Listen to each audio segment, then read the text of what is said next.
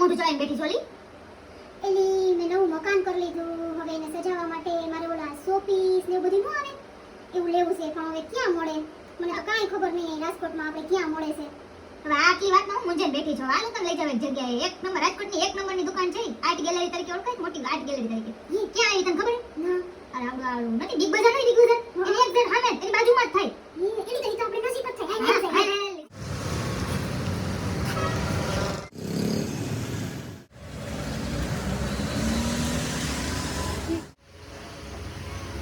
હાલો, જલ્દી, હાલ જલ્દી.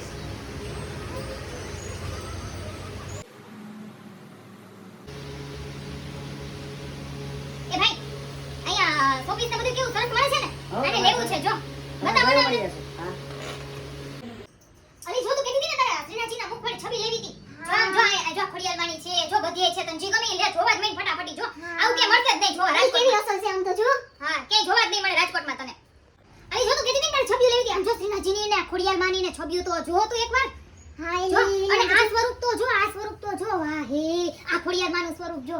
આ કેવી અસર છે. શ્રીનાથજી. એ આ તો જો તું આ જો અરે આ તો રાજકોટમાં ક્યાંય ન હોય એવું અહીંયા હોય. તને શું ખબર? ફ્રેન્ડ્સ, તમે કોની રાહ જોવો છો? ફટાફટી આવી જાઓ. કૃપા ફોટો ફ્રેમ અને ગિફ્ટ એડ્રેસ હું નીચે આપું જ છું.